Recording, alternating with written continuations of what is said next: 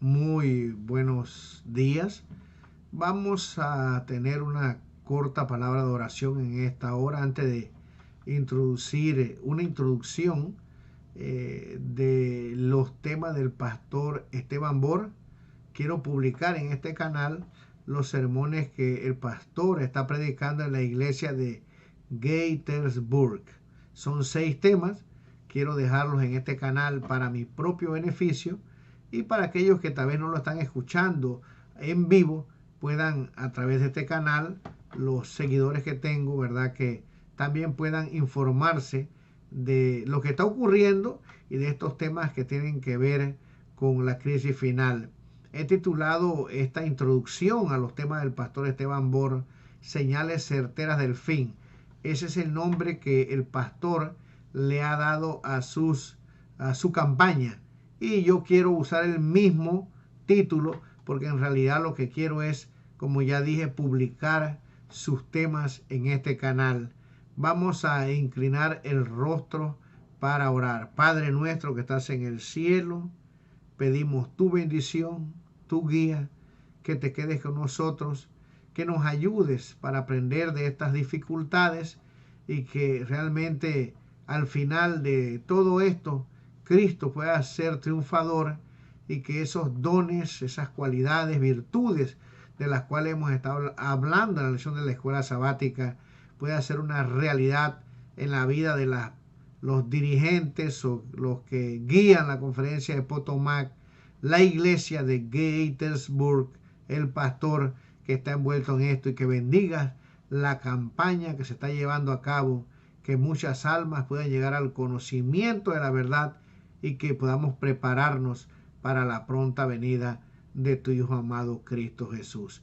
Quédate con nosotros en este día, te lo suplicamos en el nombre del Señor Jesús. Amén. Antes de publicar el primer sermón del pastor Esteban Bor, ya hoy es el final de la campaña, hoy el pastor predicará 3 temas. Yo voy a publicar los 3 primeros, pero antes de hacerlo quiero dar una introducción, un update, como dicen acá en inglés, o una actualización de qué es lo que está sucediendo y qué pasará posiblemente después que esta campaña termine. Realmente espero que nos pongamos todos en oración y que lo que yo voy a explicar realmente no ocurra, o lo que explica una revista que se llama adventisttoday.org, que según los medios de publicación es una revista oficial de la Iglesia Nuestra Adventista del Séptimo Día.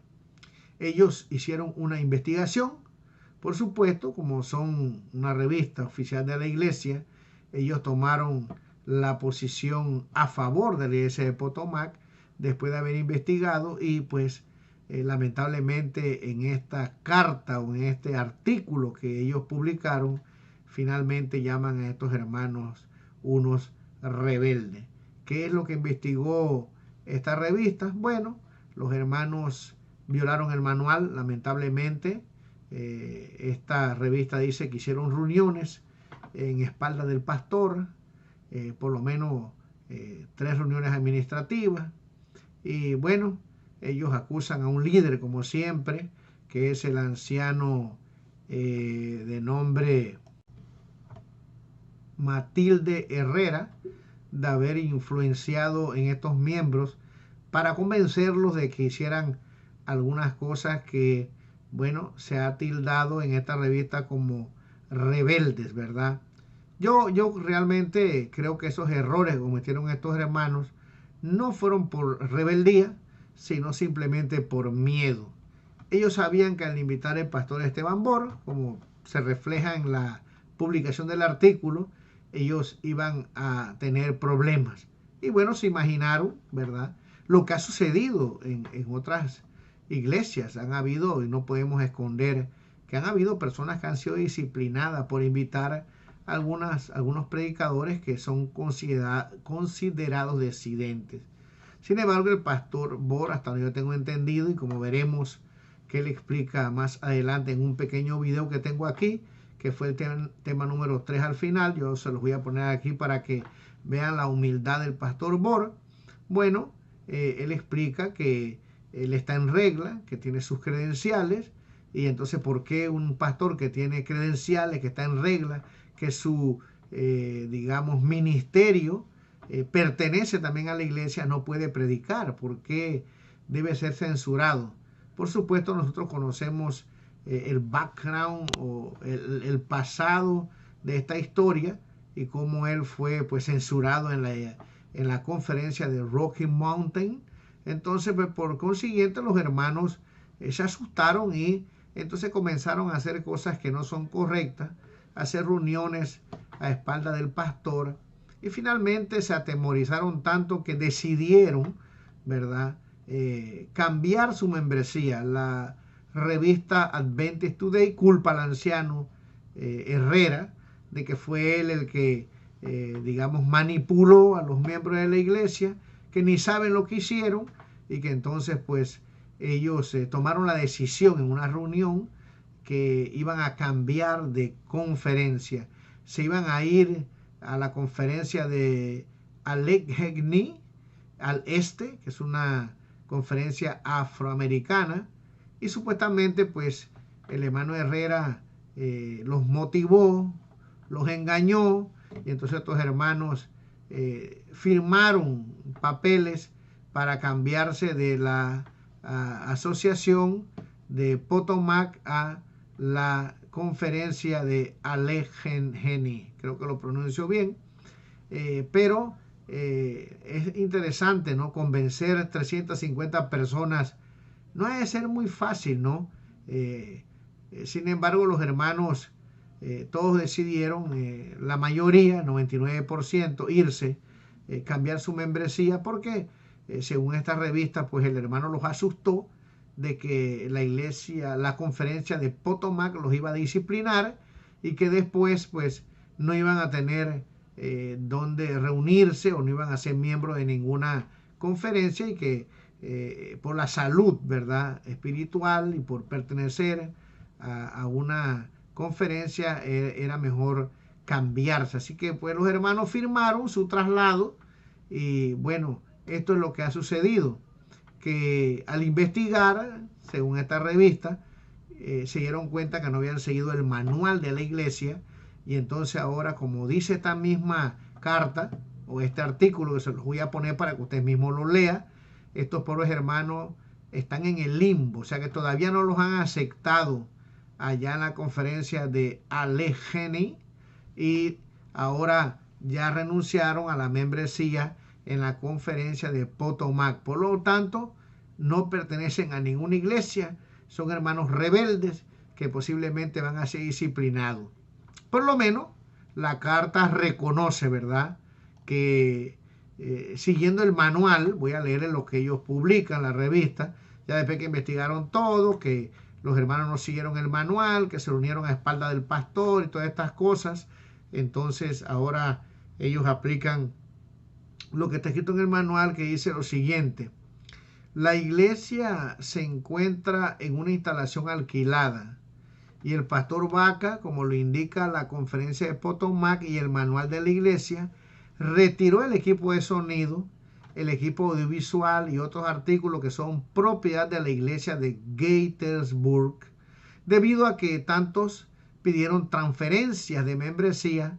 Los líderes sintieron que la iglesia de Gettysburg pudo haber entrado en un periodo de desorganización. El manual de la iglesia dice: la propiedad, fondos y libros de la iglesia desorganizadas o expulsadas. Cuando una iglesia es desorganizada o expulsada debido a la pérdida de membresía o por razones de disciplina, todas las ofrendas, cuentas financieras y todos los bienes inmuebles y personales que se tengan a nombre de la iglesia local o a nombre de la asociación Misión Campo o otra asociación legal denominacional será mantenida en fideicomiso por la asociación Misión Campo. Por lo tanto, la asociación Misión Campo tiene el derecho, la autoridad y el deber de administrar, proteger o disponer de tales bienes y fondos. Todos los libros, registros de dicha iglesia están bajo la custodia del secretario o tesorero de la asociación Misión Ocampo. O sea que bueno, ahora la conferencia de Potomac es una héroe, ¿verdad? Ahora sale a tomar posesión de las cuentas de Facebook, de los muebles, de todos los equipos, porque estos hermanos son rebeldes y ahora ellos salen para proteger los bienes de la iglesia. Mis queridos hermanos, ojalá que de verdad nosotros pudiéramos seguir el manual de la iglesia. Estos problemas han venido por el asunto de la última generación y por el problema de la ordenación de las mujeres. Yo les voy a leer aquí una cita. Sin embargo, quiero que vean aquí un video donde está la votación que se hizo en la última reunión quinquenal, la reunión mundial, donde se envían delegados de todos los campos del mundo. Y ahí finalmente se tomó el voto, ¿verdad?, de que no se debían ordenar ni ancianas ni mujeres al ministerio pastoral. Esto fue lo que la iglesia votó. All right, we have the ballot totals in. And just before I read the totals and the decision on the question, I want to remind the body that I responded to someone who said, "Are we going to close this session with prayer?" And I said, yes, absolutely we are. I just think it's the most important time that we spend together. And so immediately upon reading this and my declaring the motion, we are going to take a little time to turn to the person next to you and just pray together. I don't know what will be on your heart, but I do know that Jesus and the Holy Spirit will keep this church focused on mission.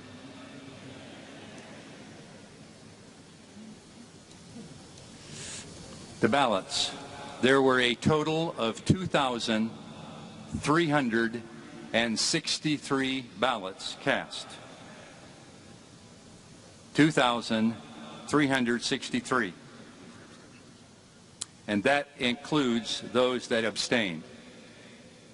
There were 5 votes that abstained. Those that voted yes on the question, there were 977 delegates.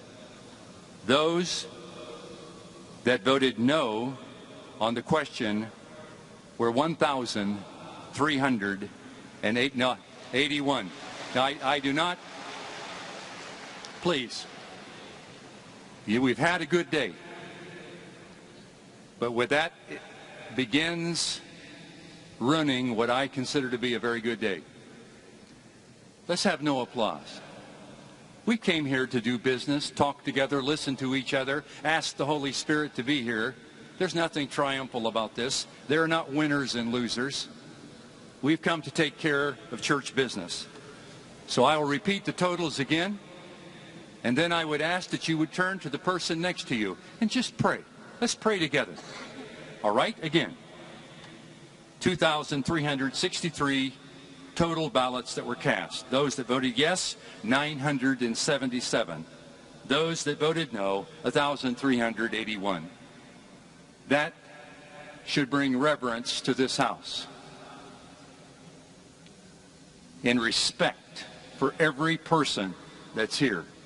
And so right now, I would ask that you would just turn to the person next to you and let's spend a moment in prayer.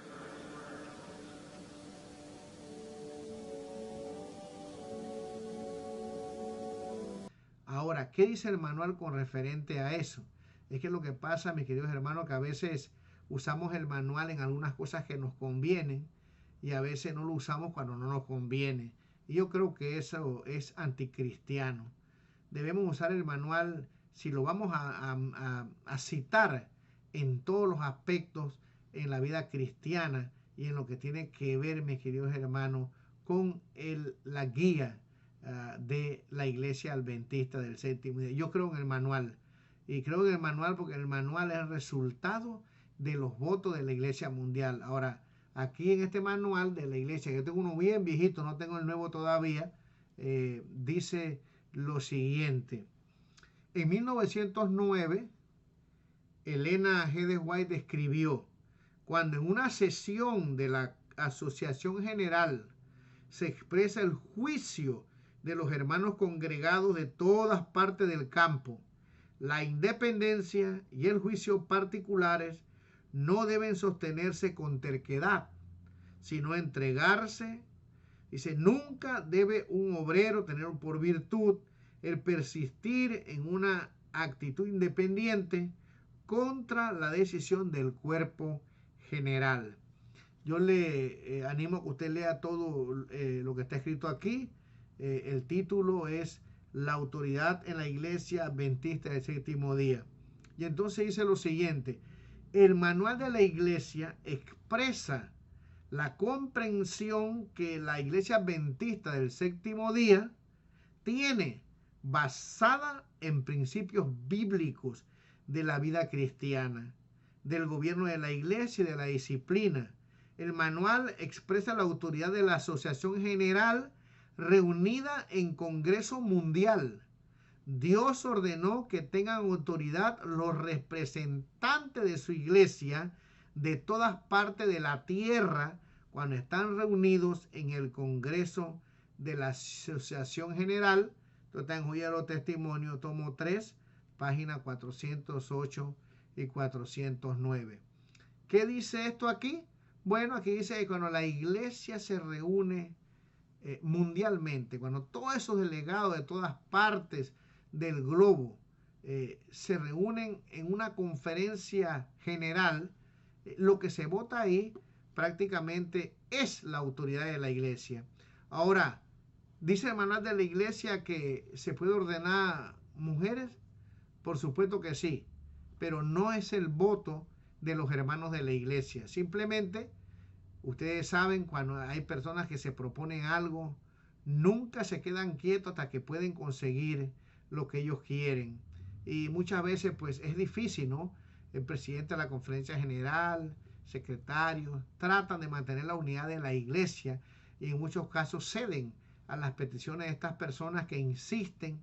¿Qué sucede? Que después que la iglesia vota, ¿verdad? Entonces el manual hace enmiendas, hace suplementos, y entonces seguramente yo no tengo el manual nuevo, pero en el manual nuevo va a decir que para poder ayudar a los diferentes campos de acuerdo a sus necesidades, bueno, entonces de acuerdo a sus necesidades se le da el permiso en esos campos de que se puedan ordenar, sean personas femeninas o masculinas, al ancianato y al ministerio. Pero eso es un suplemento. Eso no fue lo que se votó. Así que yo espero que usted pueda ver aquí el video, el resultado de los votos que dio todos aquellos congregados que votaron para poder responder a la pregunta si se ordenaba ancianas o mujeres al ministerio. Y ustedes saben que la respuesta en el mundo entero fue que no. Sin embargo, como ya dije, algunos nunca se quedan quietos, insisten hasta que finalmente pues consiguen de todas maneras lo que ellos quieren. Pero el hecho de que esté eso en el suplemento del manual no significa por ninguna razón que sea el voto mundial de la iglesia. Y esto es lo que ha traído muchos problemas a nuestra iglesia y la tiene dividida. Si por lo menos respetáramos ver los criterios, si pudieran dejar al pastor Esteban Bor, que tiene su manera de pensar, y muchos otros más, pero no, los que creen de una forma quieren imponerle a los otros que crean de igual manera. Lo triste de esto es que tendrán que dar cuenta de estas divisiones y no respetar el voto mundial de aquellos que representan la iglesia, y como dice el manual, es la autoridad final de la iglesia. Que Dios tenga misericordia de su pueblo.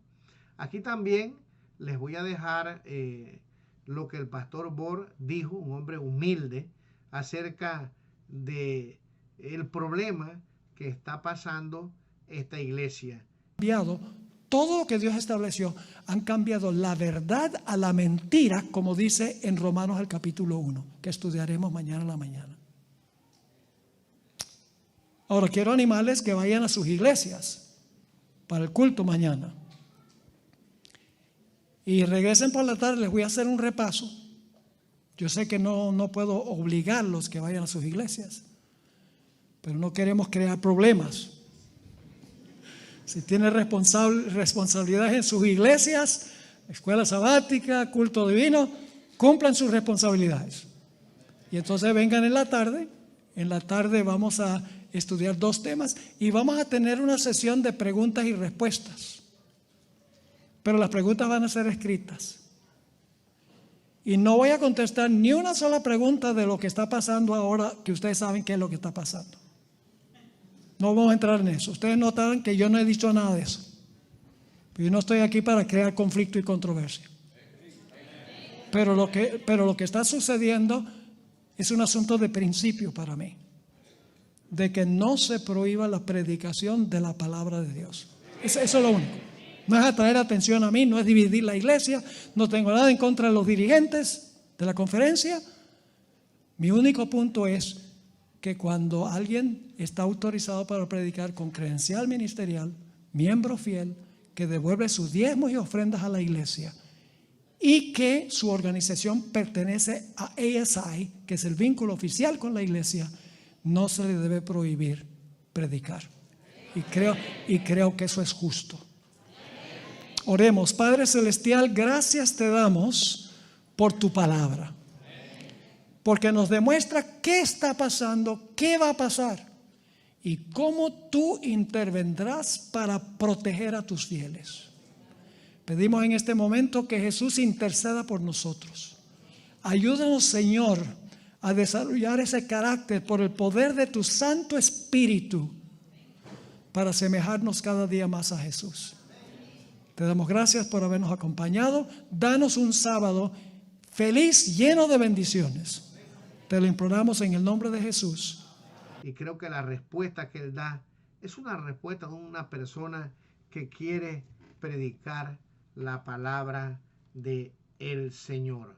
Me gustaría en esta hora citar el libro de Filipenses, el capítulo número 1 y versículo número 15. Ojalá que pues el pastor Bor pueda realmente de alguna forma escuchar este pequeño video y darle ánimo para que él siga adelante. Creo que estos pasajes le vienen muy bien a la campaña que él está haciendo.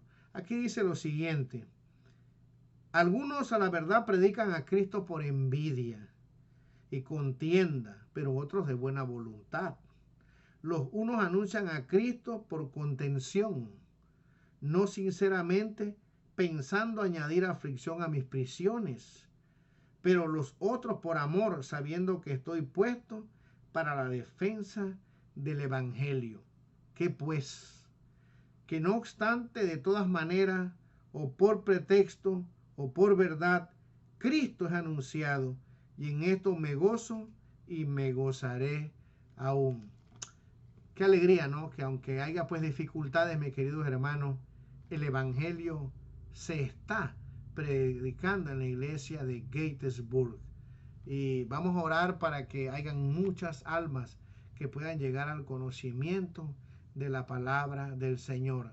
Aquí les voy a dejar, después de la oración, el primer sermón del pastor Esteban Bor, y en la tarde posteriormente le pondré los otros 2, y mañana o en la noche pondré los otros 3 temas para que usted pueda tener los 6. Yo sé que posiblemente usted tal vez lo está viendo en una forma directa, pero hay hermanos que están en Cuba, que tienen muchos problemas con la conexión, y que cuando se les comparte de este ministerio, ellos pueden de alguna forma verlo por el WhatsApp. Vamos a inclinar el rostro en esta hora para pedir que Dios bendiga a la iglesia de Gatesburg, que Dios bendiga a los hermanos de la conferencia de Potomac, también que bendiga a la iglesia de Allegheny, y que bendiga al pastor Bor y a todos aquellos que están reunidos, que cuando esta campaña termine, realmente pueda haber una meditación, puede haber una reflexión y que en vez de que esta iglesia se disuelva, mis queridos hermanos, realmente puedan unirse con el pastor y seguir trabajando para ganar almas para el Señor Jesucristo. La Biblia dice que en San Lucas capítulo 15, 10, así que os digo que hay gozo delante de los ángeles de Dios por un pecador que se arrepiente. Hay gozo por un pecador. Ahí hay 350 personas que según esta revista AdventistToday.org quedarán en el limbo como gente rebelde. Quiera Dios que realmente puedan aceptarlo en la otra conferencia si ya no quieren pertenecer a la iglesia de Potomac, y no se pierdan 350 personas. Ahí hay niños, hay adolescentes, hay que pensar en todo esto. Es un desastre. Los enemigos de la iglesia, movimientos disidentes que se aprovechan de esto. El objetivo de esta introducción no es causar más división, sino que realmente podamos orar a rodillas donde quiera que esté, para que este problema realmente pueda terminar y Cristo pueda tocar los corazones y haya victoria en Jesús. Mateo capítulo 18, versículo 6 dice: y cualquiera que haga tropezar a alguno de estos pequeños que creen en mí, mejor le fuera que se le colgase al cuello una piedra de molino de asno y que se le hundiese en lo profundo del mar. Dos pensamientos completamente contradictorios. Gozo por un pecador, y mis queridos hermanos, cuán triste se pone Dios que expresa aquí que es mejor que el que impide que un joven, un niño, llegue a los pies del Señor. Es mejor que se ate una piedra de molino y que sea sumergido en lo profundo del mar. Quiera Dios que realmente estos problemas no sean de tropiezo para aquellos que quieren conocer la palabra del Señor. El único que se beneficia en esto es el enemigo de las almas y los enemigos de la iglesia. Vamos a orar, mis queridos hermanos, para que Cristo pueda obrar en los corazones y pueda haber reconciliación y paz. Será la mejor noticia que yo pudiera dar o ver que ha sucedido con esta dificultad que se está llevando a cabo. Pero sin embargo, el evangelio se está predicando. Oremos, mis hermanos. Padre nuestro que estás en el cielo, en esta hora ponemos todas estas dificultades en tus manos. Tú eres Dios. Tu palabra dice que esta iglesia es la niña de tus ojos, que tú controlas todo. Por lo tanto, como tú eres el dueño de esta iglesia, te suplicamos que pongas en orden todas estas cosas y que finalmente tu espíritu se manifieste en la iglesia. Bendice la campaña que se está llevando a cabo y en medio de las dificultades permite que hagan decisiones para Cristo Jesús. Esta campaña se está viendo por todas partes en el mundo. Ha despertado el interés por la forma en que comenzó. Permite que al final solamente haya victoria y gozo, alma salvada para tu reino, en el nombre de Cristo Jesús. Quédate con nosotros, Padre bendito, y bendícenos en el nombre de tu Hijo amado, lo todo. Amén. Muy bien, espero que se puedan gozar con el sermón del pastor Esteban Boro. Que el Señor los bendiga y nos vemos en otra ocasión. Bendiciones. Muy buenas tardes. Qué lindo ver este lugar lleno. Gloria a Dios. Gracias por haber venido. Yo llegué al aeropuerto de Dallas a las 4:10 de la tarde y nos demoramos hasta las 7:10 en llegar acá. Muchísimo tráfico. Nunca he visto en ninguna parte tanto tráfico. Fue tan terrible que me tocó bajarme en la autopista, pasar por encima de una cerca para llegar a pie al hotel mientras el hermano terminaba de dar la vuelta de 15 minutos para llegar a recogerme. Pero gracias a Dios aquí estamos, listos para estudiar la palabra del Señor. Vamos a disfrutar mucho en nuestro estudio durante estos 4 días que tendré el privilegio de estar con ustedes. Queremos orar y luego les voy a decir de qué vamos a hablar. Que tenemos 6 temas. Hoy, mañana, viernes y 3 temas el sábado. Así que oremos y entonces les voy a decir sobre qué vamos a hablar. Padre Celestial, gracias te damos por el privilegio de reunirnos en este lugar. Gracias porque nos has dado tu palabra, una guía segura en un mundo que anda tan confundido. Gracias porque nos has mostrado qué es lo que está pasando y qué ocurrirá pronto, para que podamos estar listos.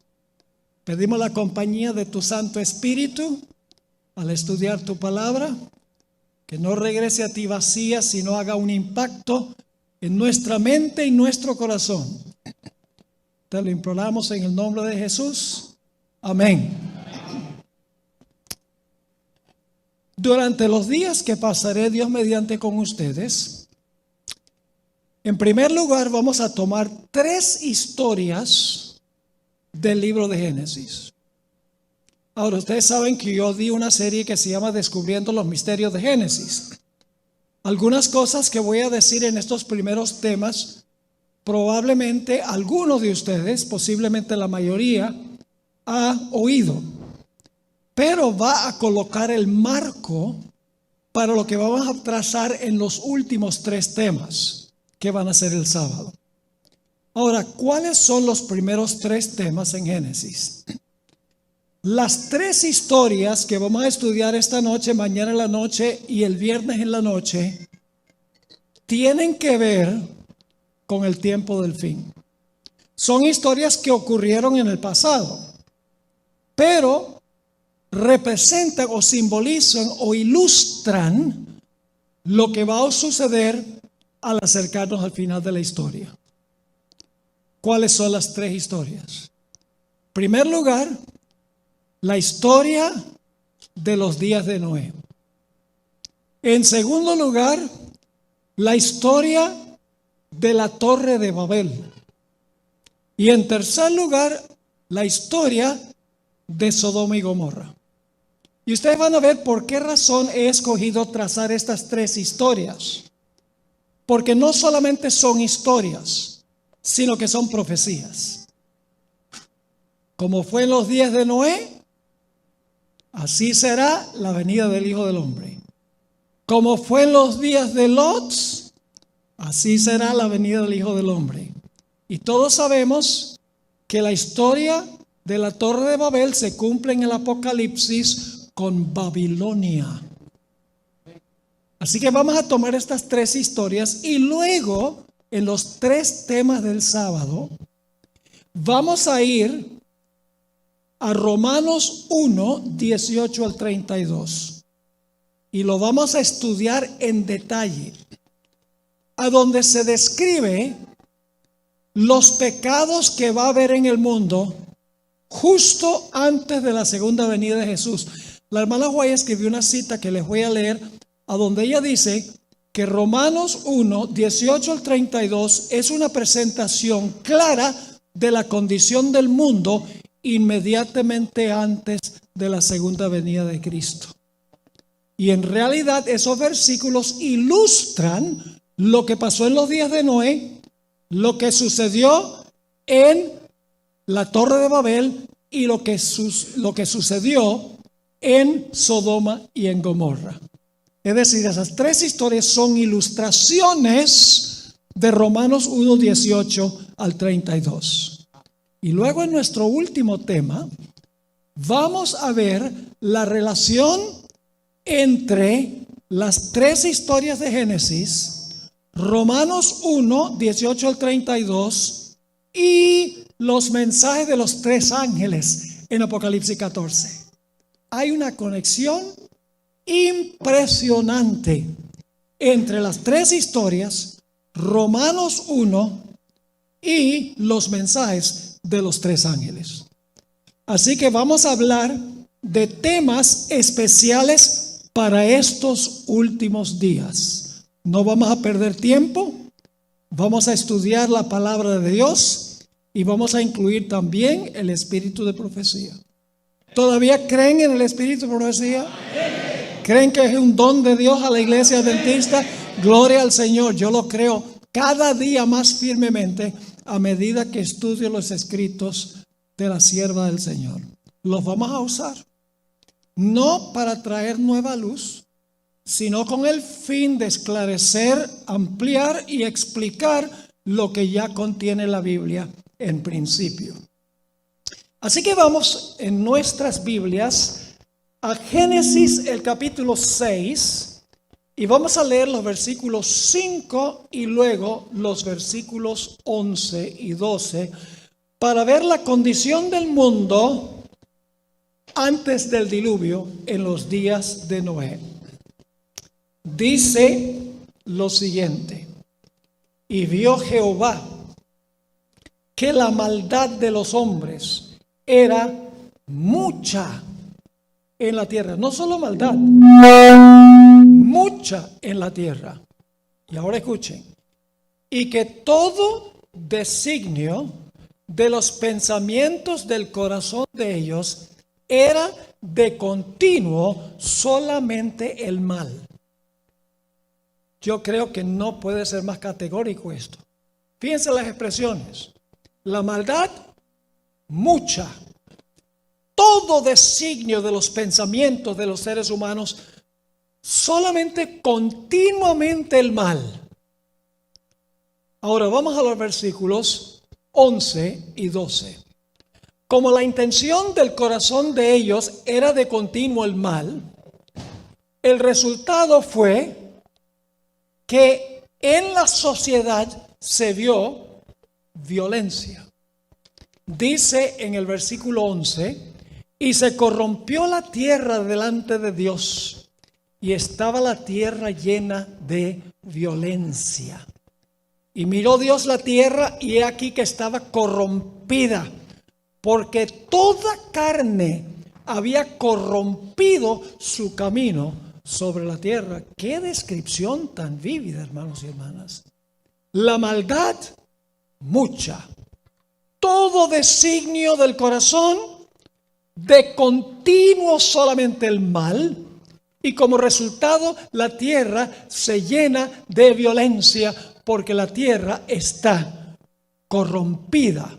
Toda carne se había corrompido delante de Dios. Esa era la condición del mundo. ¿Y saben cuántos años habían pasado entre la creación y el mundo en esta condición? 1656 años nada más. Y el mundo alcanzó la condición que estamos leyendo acá. Ahora surge la pregunta: ¿cómo es que el mundo llegó a esa condición? Bueno, la Biblia nos dice claramente por qué razón. Vayan conmigo a Génesis 6, el versículo 1 y 2, y luego vamos a leer el versículo 4. 1, 2 y 4 nos explica cómo es que la tierra alcanzó esa condición en tan corto periodo de tiempo. Dice en Génesis 6, 1 y 2: aconteció que cuando comenzaron los hombres a multiplicarse sobre la faz de la tierra, y les nacieron hijas, que viendo, están usando los ojos, viendo los hijos de Dios, que las hijas de los hombres eran hermosas. ¿Están captando el cuadro? Los hijos de Dios que vieron, que las hijas de los hombres eran hermosas. ¿Y qué hicieron? Tomaron para sí mujeres, escogiendo entre todas. Se entremezclaron los hijos de Dios con las hijas de los hombres, porque los hijos de Dios vieron que las hijas de los hombres eran hermosas. Entonces, las hijas de Dios todas eran feas. No, las hijas de los hombres tenían algo que las hijas de Dios no tenían. ¿Saben qué era? Según la tradición judía, las hijas de los hombres estaban pintadas y adornadas con joyas. Y los hijos de Dios dijeron: ve, las hijas de Dios ordinarias. Pero las hijas de los hombres, wow, hermosas, pero artificialmente hermosas. Ahora, ¿cuál fue el resultado? Vamos al versículo 4. Dice, había gigantes en la tierra en aquellos días. Ahora escuchen con cuidado, porque muchos creen, no los adventistas, pero otras iglesias creen que los hijos de Dios eran ángeles y que las hijas de los hombres eran mujeres humanas y que los ángeles se entrecruzaron con las hijas de los hombres y el producto fue los gigantes. Es decir, los gigantes resultaron como resultado de la unión de las hijas de los hombres con los ángeles. Ahora, eso no es cierto. Los gigantes no fueron el fruto. ¿Cómo sabemos eso? Porque dice aquí, había gigantes en la tierra en aquellos días y también después que se llegaron los hijos de Dios a las hijas de los hombres y les engendraron hijos. Yo pregunto, ¿había gigantes antes que los hijos de Dios y las hijas de los hombres se unieran? Sí, entonces los gigantes no fueron el fruto de la unión. Sigue diciendo, estos fueron los valientes que desde la antigüedad fueron varones de renombre. Esa palabra renombre es muy interesante. Se podría traducir varones de fama. Es la misma palabra que aparece en Génesis 11, donde los constructores de la Torre de Babel dijeron, hagámonos un nombre, volvámonos famosos, construyendo la torre y construyendo la ciudad. Sabemos que los hijos de Dios no eran ángeles, por 3 razones. Número 1, la Biblia dice, como notamos, que los gigantes existían antes que se unieran los hijos de Dios con las hijas de los hombres. En segundo lugar, había gigantes en Canaán mucho después del diluvio. Pero todos esos gigantes tienen que haber muerto en el diluvio. Así que, ¿cómo es que gigantes después? Sencillamente porque eran gigantes en tamaño y eran gigantes también en la maldad que creaban en sus mentes. Y en tercer lugar, el Señor Jesucristo dijo que los ángeles no se casan ni se dan en casamiento. Como si los ángeles no se casan, ¿cómo van a tener hijos? Entrecruzándose con mujeres humanas. No es posible. Porque los ángeles no procrean. También notamos en Génesis el capítulo 4 y 5 quiénes son los hijos de Dios y quiénes son las hijas de los hombres. Los hijos de Dios son los descendientes de Set. Capítulo 5 menciona toda la lista de descendientes de Set, que era un hijo bueno de Adán. En el capítulo 4 está la lista de descendientes de Caín. Sí, capítulo 4, los descendientes de Caín, todos malos. En Génesis 5, los descendientes de Set. Y luego en el capítulo 6, los hijos de Dios y las hijas de los hombres. Los hijos de Dios son los fieles. Las hijas de los hombres son las mujeres apóstatas del linaje de Caín. Por eso la Biblia dice, no os unáis en yugo desigual con los incrédulos. Y los hijos de Dios ignoraron eso. Vieron la belleza de las mujeres, dijeron, no, estas mujeres son muy lindas, vamos a unirnos con ellos. Y en vez de ellos convertirlas a ellas, ellas los convirtieron a ellos. Ese fue el motivo por el cual la tierra se corrompió. La unión de los fieles con los infieles. ¿Pasa lo mismo hoy? Pasa lo mismo hoy. Tanto en la iglesia como en la vida individual. Yo he encontrado tantas damas que conocen un muchacho que no es miembro de la iglesia adventista, no tiene inclinaciones religiosas.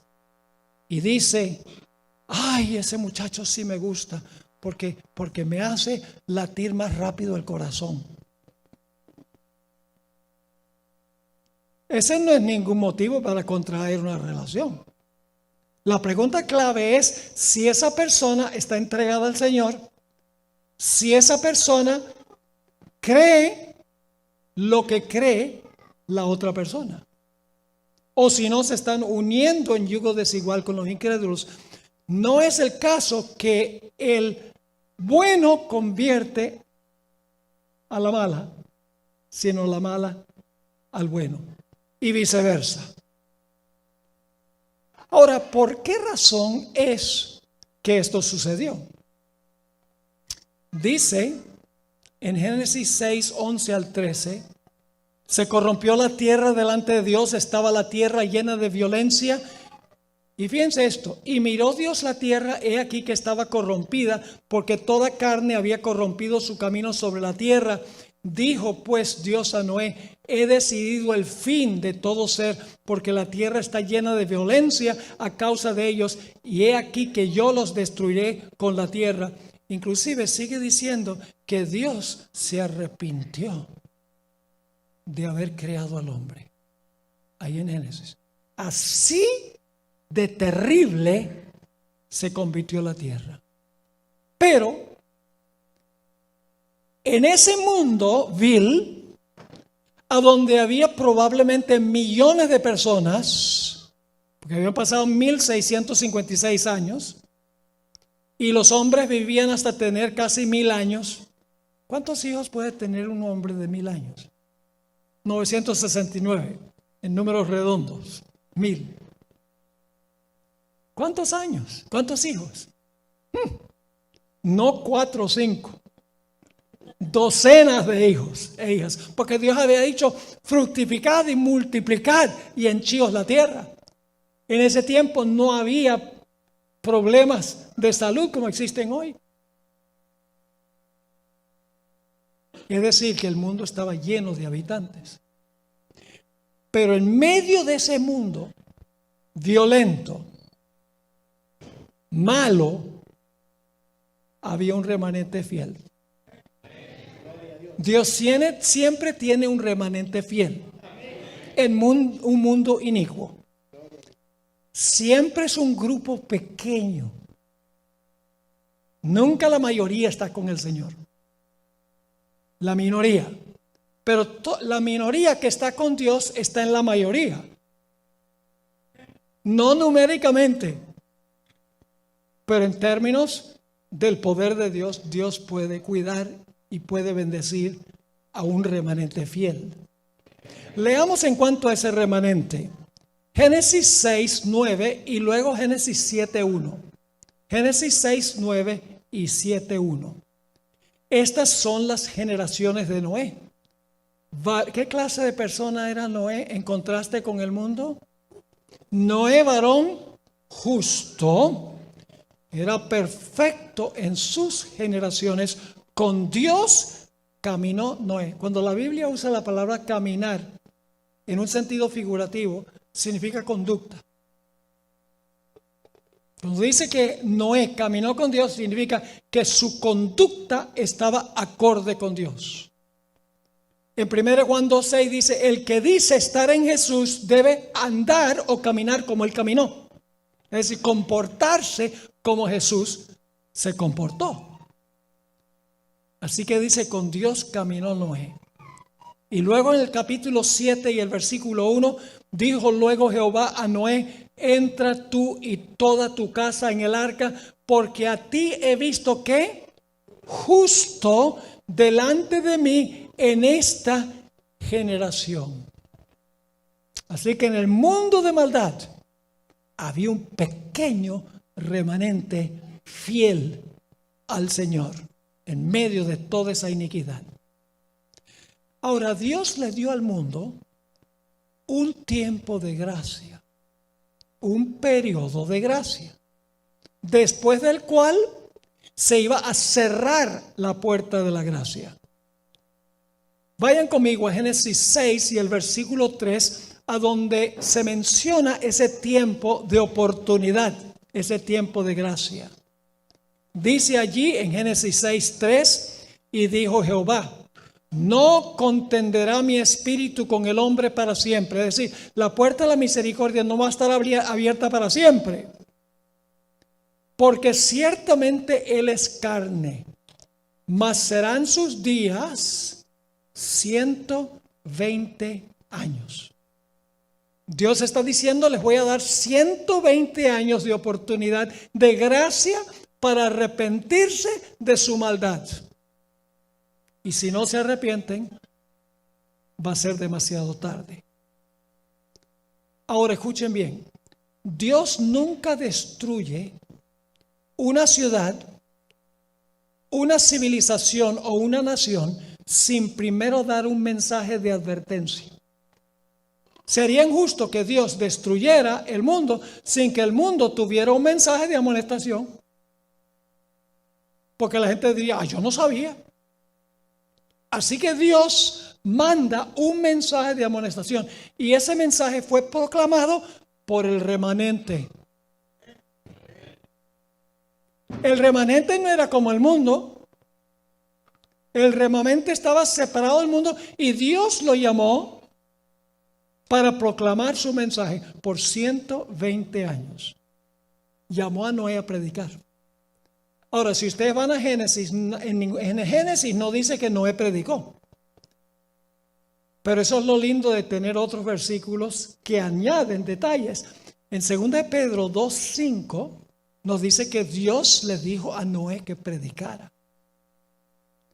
Dice, y si no perdonó al mundo antiguo, sino que guardó a Noé, pregonero de justicia. ¿Qué significa la palabra pregonero? Una persona que ¿qué? Que anuncia. Dicho sea de paso, es la misma palabra que en el Nuevo Testamento se traduce predicar. Así que se podría traducir, en inglés es preacher of righteousness, predicador de justicia. Así que dice pregonero de justicia con otras 7 personas trayendo el diluvio sobre el mundo de los impíos. Ahora yo pregunto, ¿el mensaje de Noé estuvo acompañado del poder del Espíritu Santo? ¿Cómo sabemos eso? Porque ya leímos que Dios dice, mi espíritu no contenderá con el hombre para siempre. ¿Estaba el espíritu contendiendo durante los 120 años con los impíos? Sí, el mensaje de Noé estaba acompañado del poder del Espíritu Santo. Yo pregunto, ¿fue el mensaje de Noé un mensaje de juicio? Sí. Yo pregunto, cuando terminó Noé de predicar su mensaje, ¿quedó dividida la raza humana en 2 grupos? ¿Los de adentro y los de afuera? Entonces, ¿fue un mensaje que dividió a la raza humana? Sí. Eso, ¿cuál es el propósito de un juicio? El propósito de un juicio es distinguir entre el culpable y el inocente. Y eso fue lo que hizo el mensaje de Noé, el remanente. Llevar al mundo a tomar una decisión, a estar en un lado o estar en el otro lado. Dicho sea de paso, la palabra contenderá, que se usa allí en Génesis, en la mayoría de los casos en el Antiguo Testamento se traduce juicio. Así que el mensaje de Noé fue un mensaje de juicio. Pero escuchen bien, Noé no solamente predicó, sino que trabajó.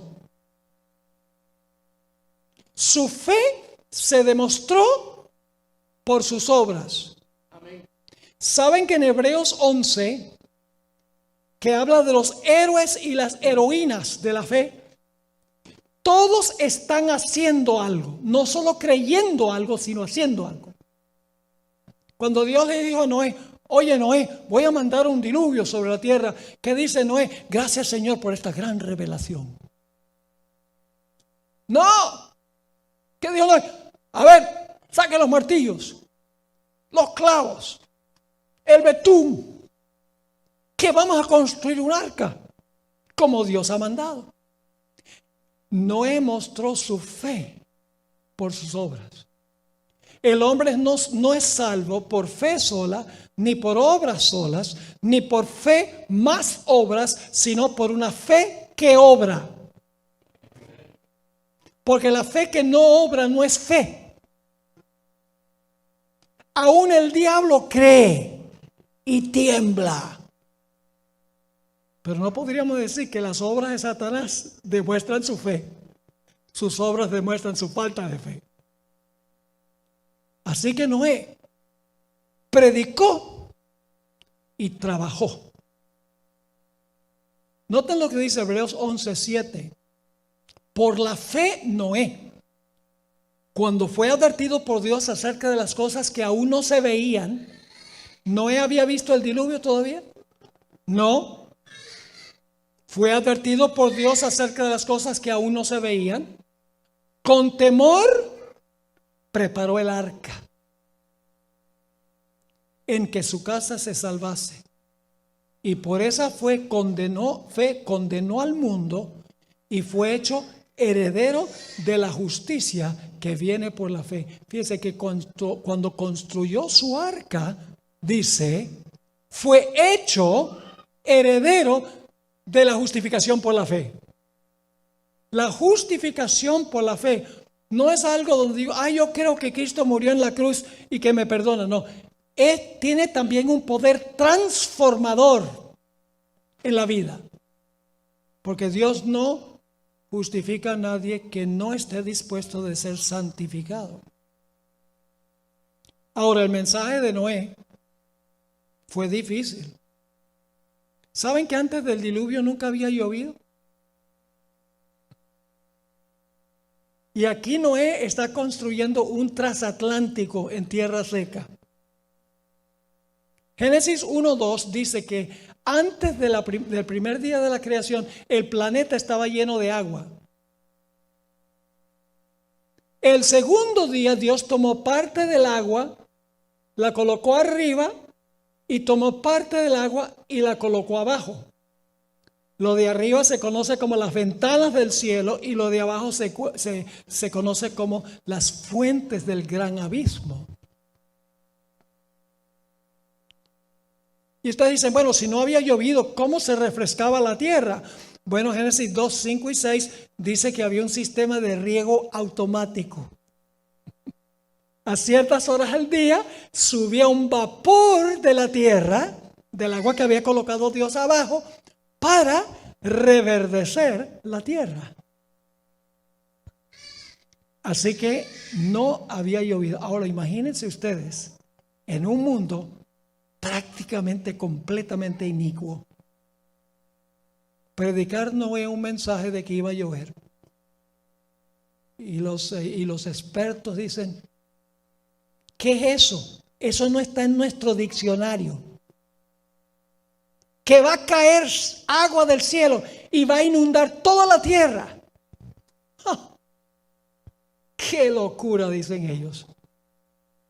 Nunca hemos visto lluvia. Nunca ha llovido. ¿Qué te hace pensar que va a llover? Estás loco, Noé. La sierva del Señor dice que ellos pensaban que era un lunático que había que echar en el manicomio. ¿Pero qué hizo Noé? ¿Se dejó intimidar? No. Siguió predicando. Aunque no había visto lluvia, creyó lo que Dios le dijo y le fue contado por justicia. Así que Noé predica 120 años mientras está construyendo, indudablemente con sus hijos. Y la sierva del Señor dice que hay otros que ayudaron con la construcción del arca que murieron antes del diluvio. Uno de esos fue Matusalén. Matusalén murió el año del diluvio. O sea, durante esos 120 años estaba vivo. La tradición judía dice que Matusalén murió 10 días antes del diluvio. Así que había otros que ayudaron con la construcción de este barco masivo. Imagínense ustedes, 120 años para construir ese transatlántico. Predicó y construyó. Y luego sucedió algo. Todos los animales, dicho sea de paso, no fueron todas las razas de perro. No fueron 600 razas de perro y 1000 razas de gatos. Fue una pareja de perros y una pareja de gatos. Claro, no era una sola, sabemos eso, pero eran parejas, no de toda clase de gato y toda clase de perro. Fueron dos tipos básicos. Y luego después, por mutaciones genéticas y también por cruces, entonces aparecieron todas las diferentes clases de perros. ¿No creen ustedes que todos los perros que ustedes ven hoy en día fueron creados por Dios? En términos de darles la vida, sí. Pero no específicamente el chihuahua y el pastor alemán, etcétera. Así que Noé predica, construye, y entonces se para en la puerta del arca y dice: pueblo, va a llover, se los puedo asegurar. Y de repente sucede algo interesante. Los animales se acercan al arca en fila india. No es la versión de Hollywood, donde los hijos de Noé están con sogas alando a los animales para que entren al arca. No. Vinieron en perfecto orden. Y aún con ese milagro, el mundo no creyó. Y entonces me imagino a Noé en la puerta del arca diciendo: va a llover, escuchen el mensaje del Señor, salven sus vidas. Pero nadie respondió. Y entonces sucedió lo que describe Génesis 7 y el versículo 16. Dice allí, cuanto a los animales, a los que vinieron, macho y hembra, de toda carne vinieron, como le había mandado Dios. ¿Y qué? Y Jehová le cerró la puerta. ¿Quién cerró la puerta? ¿Cuándo cerró la puerta? Cuando terminaron los 120 años. Cerró la puerta cuando se terminaron los 120 años. Yo pregunto, cuando se cerró la puerta, ¿todos los casos estaban decididos? Amén. ¿Los salvos estaban salvos y los perdidos perdidos? Amén. Claro. Ese es el cierre de la puerta de la gracia. Y el momento que se cerró la puerta, comenzó a llover. No. ¿Cuánto tiempo pasó entre cuando se cerró la puerta y cuando comenzó a llover? 7 días. Al 8º día comenzó a llover, pero pasaron 7 días completos. ¿Cómo creen ustedes que se sintieron Noé y su familia dentro del arca? Pasa un día, nada. 2 días, 3 días, 4 días, 5 días, 6 días, 7 días, sol radiante. ¿Creen ustedes que la fe de Noé y su familia fue severamente probada durante ese periodo? La sierva de Dios dice que sí. ¿Cómo creen ustedes que se comportaron los que estaban afuera del arca durante esos 7 días? Oh, burlándose. La hermana White dice que procuraron derribar la puerta del arca, indudablemente con el fin de linchar a los que estaban adentro, pero Dios los protegió. Y luego, al 8º día, después de 7, viene lo que anunció Noé. En Génesis 7:11 nos describe lo que sucedió.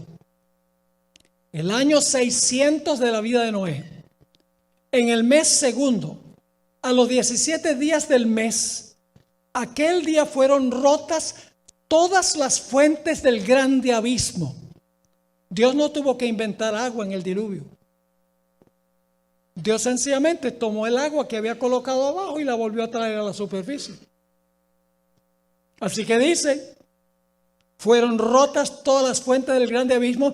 ¿Y qué cosa? Y las cataratas de los cielos. Es decir, las ventanas a donde Dios había colocado agua arriba. Así que en el diluvio Dios trae el agua que puso arriba y la baja, y el agua que había colocado abajo y la sube, y el planeta nuevamente está lleno de agua como antes del primer día de la creación. ¿Cómo habrá sido eso?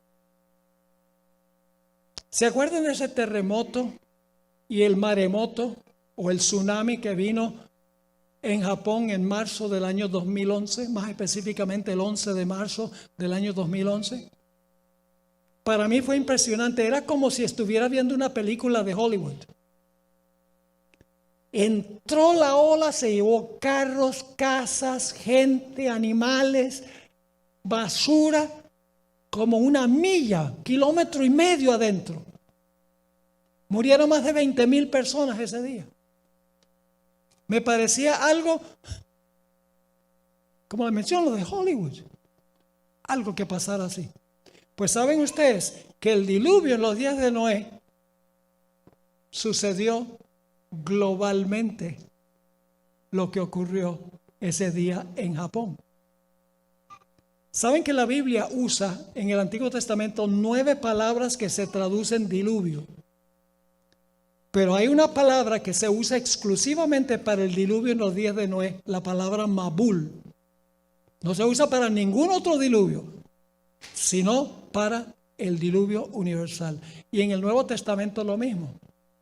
La palabra común las palabras comunes en el Nuevo Testamento son pleruma, hipótamos, de donde viene la palabra hipopótamo. ¿Sabe qué significa hipopótamo? Viene del griego hupo, que significa bajo, y pótamos, agua, nada debajo del agua. Es lo que significa hipopótamo. Esa es la palabra que se traduce diluvio. Por ejemplo, en la historia del hombre que construyó su casa sobre la roca y el que construyó sobre la arena, vino el pótamos. Pero para el diluvio en los días de Noé se usa una palabra exclusivamente para ese diluvio, que es la palabra cataclismos. Catástrofe. Un cataclismo. Un diluvio especial hace necesario una palabra especial, tanto en el Antiguo como en el Nuevo Testamento. Elena White escribió en cuanto a cuando fueron rotas las cataratas del cielo y las fuentes del abismo. En Patriarcas y Profetas 87 y 88, el agua se veía caer de las nubes cual enormes cataratas. Yo tuve el privilegio de ir hace algunos años a las cataratas de Iguazú, que quedan entre Paraguay, Brasil y Argentina. Hacen un estruendo que uno habla y no puede, la otra persona no puede escuchar lo que uno está diciendo. Hacen un estruendo. Y cuando estaba ahí yo pensé, imagínense esto globalmente. Así fue globalmente. Así que dice, el agua se veía caer de las nubes cual enormes cataratas. Los ríos se salieron de madre e inundaron los valles. Torrentes de aguas brotaban de la tierra con fuerza indescriptible, arrojando al aire a centenares de pies macizas rocas que al caer se sepultaban profundamente en el suelo. A medida que la violencia de la tempestad aumentaba, árboles, edificios, rocas y tierra eran lanzados en todas direcciones. El terror de los hombres y los animales era indescriptible. Por encima del rugido de la tempestad podían escucharse los lamentos de un pueblo que había despreciado la autoridad de Dios. ¿Cómo les parece? ¿Qué pasó con Satanás durante el diluvio? Se estaba mojando. ¿Cómo? Sí, Dios lo obligó a quedarse aquí. La sierva del Señor dijo eso en el libro Patriarcas y Profetas. Fíjense, el mundo en el diluvio volvió a la condición en la cual estaba en la creación, o antes de la creación. El planeta estaba lleno de agua. En el diluvio, el planeta se llenó de ¿qué? De agua. El planeta estaba nuevamente desordenado y vacío. Yo pregunto, cuando el Señor Jesucristo regrese en poder y gloria, ¿en qué condición va a quedar el mundo? Jeremías 4 dice, desordenada y vacía, y en los cielos no hay luz. ¿Y qué va a pasar para el diablo durante los 1000 años cuando la tierra está desordenada y vacía? Va obligado a quedarse aquí. El Señor lo va a encadenar acá, como lo encadenó en el diluvio. Ahora ustedes dicen, bueno, esta historia, ¿qué tiene que ver con el final de la historia? Pero vamos a ver lo que dijo Jesús. Mateo 24, 37 al 39. Yo pregunto, ¿el mundo va a estar moralmente en la condición en que se encontraba antes del diluvio? ¿El mundo está regresando a esa condición? Amén. Todo designio del pensamiento del corazón de ellos, solo de continuo el mal, la tierra llena de violencia, la maldad mucha. ¿Estamos viendo eso hoy en día? Sí, Señor. Y fíjense lo que dijo Jesús en Mateo 24, 37 al 39. Mas como en los días de Noé, así será ¿qué? Así será la venida del Hijo del Hombre. ¿Cuál es la comparación que hace Jesús? Lo que sucedió allá con lo que va a suceder en relación con la venida de Jesús. Porque como en los días de Noé, en los días antes del diluvio, ¿qué estaba haciendo la gente? Comiendo y bebiendo, casándose y dándose en casamiento. ¿Sabe lo que significan esas expresiones? Estaban llevando su vida como de rutina. Y el Evangelio según San Lucas dice, estaban plantando y edificando, comprando y vendiendo. Business as usual.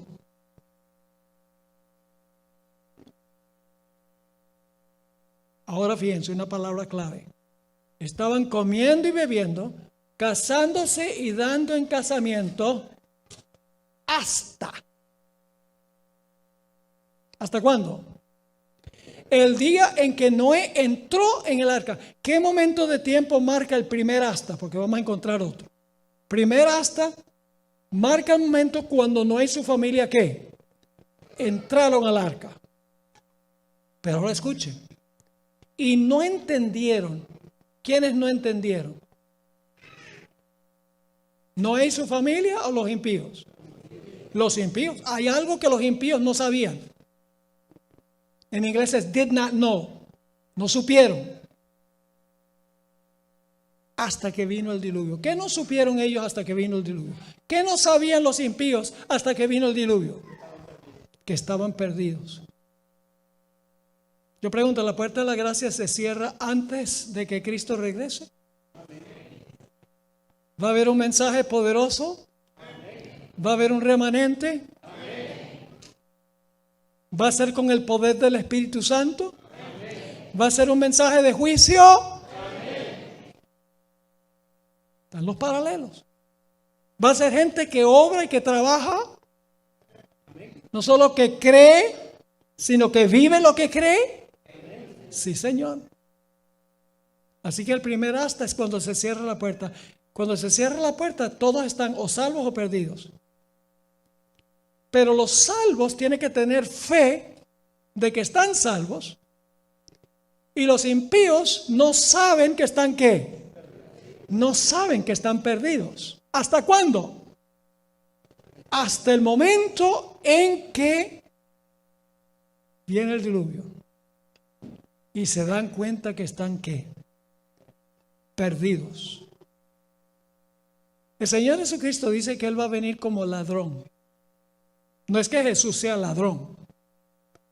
El punto clave no es que está comparando a Jesús con un ladrón. Está comparando la sorpresa de la venida de Jesús con la sorpresa que tiene una familia que vive en una casa cuando llega el ladrón y la gente está durmiendo. Les ilustro. Aquí en esta región hace frío en el invierno, ¿sí o no? Diciembre y enero hace frío. Cae nieve. Quiero que se imaginen un día arduo de trabajo. Después de un día arduo de trabajo llegan a la casa,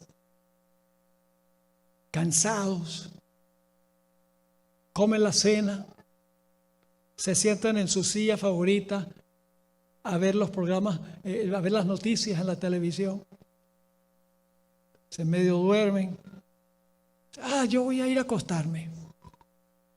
Y llega, se acuesta, se arropa, baja el termostato, se arropa con las cobijas y calienticas, viendo por la ventana la nieve y el frío, el viento que mueve los árboles. ¡Ay, qué rico es estar aquí debajo de esta cobija! Y cuando está todo cómodo, dice, se me olvidó cerrar y trancar la puerta. Está tan sabroso aquí debajo de estas cobijas. Yo llevo 25 años viviendo en esta casa y nunca ha llegado el ladrón. Y se queda debajo de las cobijas. Pues resulta que a medianoche, cuando toda la gente en la casa está durmiendo, llega el ladrón. ¿La gente en la casa sabe que vino el ladrón? No conocieron que vino el ladrón. ¿Hasta cuándo? Hasta que se despiertan por la mañana y ven que ya no tiene la computadora, se fue el dinero y el televisor. Alabado sea el Señor.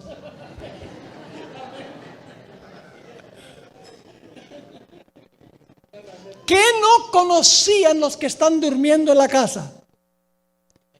Que iba a llegar el ladrón. Y cuando llegó el ladrón los sorprendió. No conocieron hasta que se despertaron por la mañana.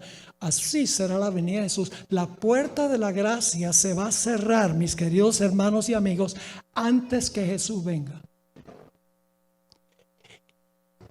Y Jesús no habrá regresado en ese momento cuando se cierre la puerta de la gracia. Yo pregunto, ¿el pueblo de Dios va a pasar por un tiempo de angustia antes que Cristo venga? ¿Donde su fe será severamente probada? ¿Ven? Como la de Noé. ¿Cómo se va a portar el mundo? Cada vez más altaneros, cada vez más violentos, hasta el punto de querer acabar con el pueblo de Dios. Pero Dios los va a proteger como protegió a Noé y a su familia en el arca. ¿Están viendo esto? La mayoría de los cristianos creen que ellos pueden aceptar a Jesús, pueden escuchar el mensaje de Dios y arrepentirse hasta cuando Jesús viene en las nubes y dice, yo soy tuyo, Señor. No. Tenemos que estar listos cuando la puerta de la gracia se cierre. Y escuchen bien, hermanos y hermanas, apreciadas visitas. Hay dos cierres de la puerta de la gracia. Un cierre de la puerta de la gracia es el cierre de la gracia para todo el mundo. Llega un momento en que ya nadie va a poder recibir a Jesús como su Salvador personal. Eso es global. Pero ¿saben que hay otra puerta de la gracia que se cierra? Cuando usted se muere. Eso es solemne. Si yo me llego a morir antes que Cristo cierre la puerta de la gracia para el mundo, igual estoy perdido. Por eso tengo que caminar con Jesús todos los días. Amén. La gente dice, pastor, bueno, asusta a la gente. El propósito no es asustarlos. El propósito es que hallemos refugio en Jesús. Amén. Porque lo que viene es algo extraordinario, mis queridos hermanos y amigos. Ahora, permítame compartir con ustedes, ya llegando al final de nuestro... ¿Han entendido el tema de esta noche? Amén. ¿Sí? Lo vamos a vivir. Ahí está, ese amén, no, ese un amén. Ojalá que tomemos esto a conciencia, mis hermanos y hermanas. Pongamos nuestra vida en orden con Jesús. Para que cuando venga la gran prueba, No tengamos miedo. No tenemos que tener miedo del tiempo de angustia si estamos en Cristo, porque se levantará Miguel, aquel príncipe que está en favor de los hijos de tu pueblo. Sí habrá tiempo de angustia, pero en ese tiempo el pueblo será libertado. Todo el que se hallara escrito en el libro. No te sobrevendrá mal, ni plaga tocará tu morada. Si estamos en Cristo, no tenemos nada que temer. Ese es el punto clave. El miércoles 13 de noviembre de 1985, la ciudad de Armero, en Colombia, quedó completamente sepultada por una avalancha de barro por la erupción del volcán Nevado del Ruiz. Los habitantes de la ciudad estaban confiados de que si estallaba en algún día ese volcán, que el cauce del barro iba a moverse al occidente de la ciudad por el cauce del río y no iba a entrar en la ciudad.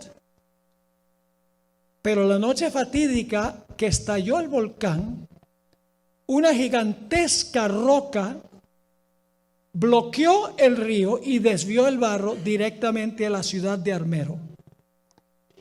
En esa sola noche perecieron 22,000 personas.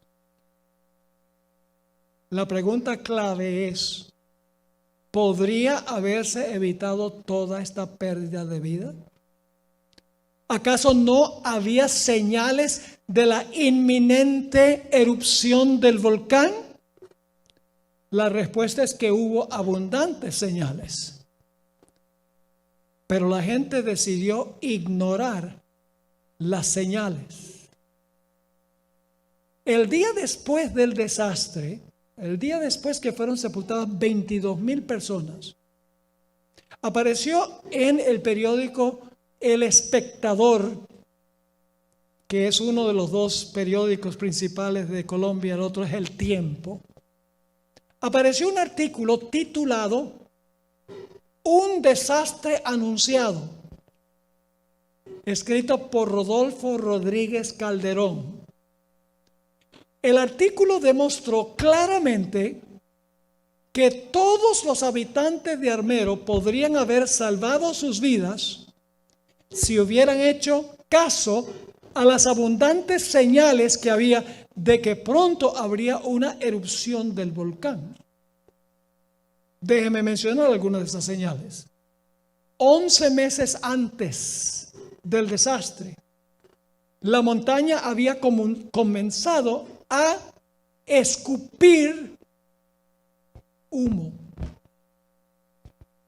Debido al calor intenso del interno del volcán, la suave capa de nieve que cubría la cumbre de la montaña se convirtió en una sólida masa de hielo. El nivel del agua de los ríos aumentó drásticamente por causa de que se iba derritiendo la nieve. La fumarola de ceniza, humo y gases, que alcanzó 50 metros el primer día, aumentó a 300 metros 2 días después, y el día del desastre la fumarola había alcanzado una altura de 5,500 metros. El 11 de septiembre empezó a temblar la tierra, alcanzando una intensidad de 3. En ciertas ocasiones la gente podía oír el rugido de la montaña en sus casas. Las autoridades tuvieron que cerrar las carreteras que llevaban a los lugares turísticos por causa del deslice de barro que cubrían las carreteras. Era imposible que la gente mantuviera limpias sus casas y los muebles de la casa por causa de la ceniza que constantemente caía en el pueblo. La gente podía oler el azufre en el aire. La noche del desastre, una lluvia torrencial acompañada de un viento con intensidad de huracán empezó a caer alrededor de las 9 de la tarde. Los testigos afirman que había una oscuridad casi sobrenatural. Un hermano adventista en su moto fue por las calles avisándole a los miembros que iba a estallar el volcán, que debían salir de la ciudad, pero fue en vano. 120 de los 124 adventistas perecieron. Varios años después yo estaba relatando estos detalles que les estoy dando, y el pastor de la iglesia de Armero, que se salvó porque estaba predicando en otra iglesia, perdió su esposa y sus hijos. Esa noche me dijo: pastor, todos los detalles que usted compartió ocurrieron exactamente como usted dijo. El periódico lo dijo. ¿Fueron tomados por sorpresa, sí o no? Sí. ¿Por qué? Porque decidieron ignorar las señales que indicaban que se acercaba un desastre. Por eso el artículo decía, el título era un desastre anunciado. Ahora, ¿por qué razón la gente ignora las señales? Hubo una trágica razón.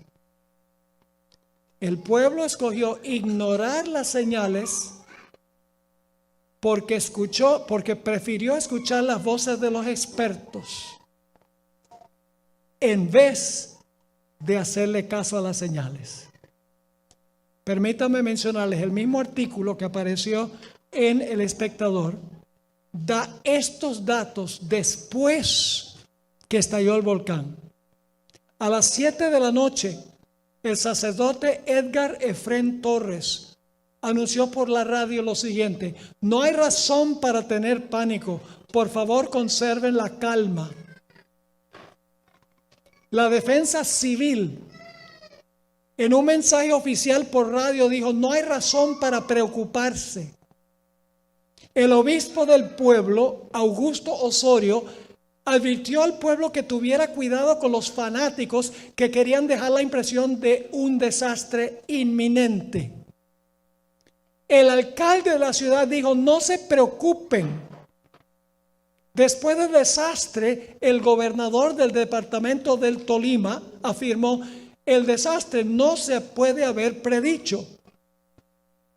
El científico colombiano Jaime Villegas Velázquez afirmó: este volcán nunca estallará, nada va a pasar, tengan cuidado con las especulaciones y exageraciones. El secretario de Minas, Iván Duque Escobar, dijo: nada pasará. Aún el geólogo de los Estados Unidos, Darrell Hurd, había dicho: es muy improbable que la ciudad pueda ser sepultada por rocas, lava o barro. El Comité Regional de Emergencias impartió el mensaje esa misma noche: no esperen que las ventanas se quiebren, no esperen oscuridad, ni lava corriendo cuesta abajo, no esperen una gran cantidad de ceniza, entre otras cosas. ¿Por qué la gente pereció? Porque prefirieron escuchar las voces de los expertos, tales llamados, en vez de prestar atención a las señales. Tenemos nosotros, hermanos y hermanas, apreciados visitas, tenemos nosotros señales claras en la sociedad y también en la iglesia de que estamos entrando en la recta final de la historia de este planeta. Tenemos abundancia de señales, hermanos y hermanas. Yo voy a mencionar algunas de ellas. Se encuentra en Romanos el capítulo 1. Romanos 1 da una lista lóbrega, oscura, de la condición del mundo antes de la segunda venida de Jesús. Y Mateo 24 nos da señales. ¿Escogeremos prestar atención a las señales para salvar nuestras vidas? Es la pregunta clave. Ahora quiero terminar con esto. Y posiblemente usted ha escuchado esto. Yo viajo mucho en avión. Muchísimo. Llevo casi en una sola empresa aérea 5 millones de millas. que son más de 8 millones de kilómetros, desde 1991. Y siempre hay alguien que dice, pastor, ¿por usted no tiene miedo de andar en avión? Y mi respuesta siempre es, no, porque voy a tener miedo. Y dicen, porque el avión se puede caer. Y yo digo, sí, ¿y cuál es el problema? Se muere. ¿Y cuál es el problema? Si estamos en Cristo no hay que tener miedo. Nuestro último pasaje. 1 Tesalonicenses 4, porque el Señor mismo descenderá del cielo con aclamación, con voz de arcángel y con trompeta de Dios. Y todos los muertos resucitarán primero. ¿Qué clase de muertos? Los muertos en Cristo resucitarán primero. Los otros muertos que resucitan después son los malos. Los muertos en Cristo resucitarán primero. Luego nosotros los que vivimos, los que quedamos, seremos arrebatados juntamente con ellos en las nubes para recibir al Señor en el aire. Y así estaremos siempre con el Señor. Qué glorioso mensaje. Podemos ir a la casa y dormir tranquilos si estamos en Cristo. Ahora, si estamos fuera de Cristo, Dios nos llama para escoger estar en Cristo. Permanecer en Él. Jesús dijo, permaneced en mí y yo en vosotros. Tener comunión con Él cada día. Enamorarnos más de Jesús cada día. Y eso lo hacemos contemplando a Jesús. Dice, ¿cómo puedo contemplar a Jesús si Él está allá y yo estoy aquí? Lo contemplamos a través de su santa palabra. La sierva del Señor dice que debemos dedicar 1 hora cada día para meditar sobre la vida de Cristo, especialmente las escenas finales. En la corte de Pilato, en camino a la cruz, en la cruz. Y ella dice que cuando hacemos eso, nos asemejamos más a Jesús. Mientras más tiempo pasamos con Jesús, más somos como Jesús. Mientras más tiempo pasamos con las cosas del mundo, más somos como el mundo. Es una ley psicológica. Somos lo que comemos físicamente. Y espiritualmente somos lo que comemos por los ojos y por los oídos. Hay que cuidar las avenidas del alma, que son nuestros 5 sentidos. Cuidarlos con celo y no dejar que entre nada malo que contamine. Que dediquemos nuestra atención a Jesús como nuestro Salvador personal, como aquel con quien pasaremos toda la eternidad. El apóstol Pablo lo dijo así, último texto que voy a mencionar: mirando a cara descubierta, como en un espejo, la gloria del Señor. La gloria de su carácter, la gloria del Señor. Estamos siendo transformados a su imagen. 2 Corintios 3:18. Esa palabra transformados es la palabra griega metamorfoo. ¿Qué palabra en español viene de metamorfoo? Metamorfosis. ¿Qué es una metamorfosis? ¿En qué se parece un gusano a una mariposa? En nada. ¿Por qué? Porque ha sucedido una metamorfosis, que es un cambio radical. Por eso la Biblia dice que los que están en Cristo, nuevas criaturas son. Las cosas viejas pasaron, todas son hechas nuevas. Dios quiere que nosotros tengamos una metamorfosis en preparación para lo que pronto viene. La clave es que tomemos la decisión de que vamos a dedicarle ese tiempo a Jesús y vamos a echar a un lado todo lo que contamina nuestro corazón, que entra por nuestros 5 sentidos. Pidámosle al Señor la fuerza para hacerlo, porque nosotros mismos no podemos. Pero todo lo puedo en Cristo que me fortalece.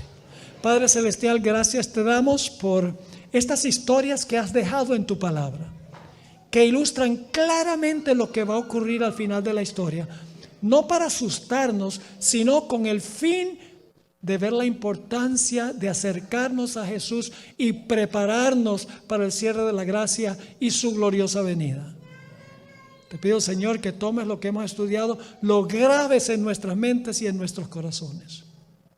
Gracias, Señor, por habernos acompañado. Te imploramos y pedimos esto en el nombre de Jesús. Amén.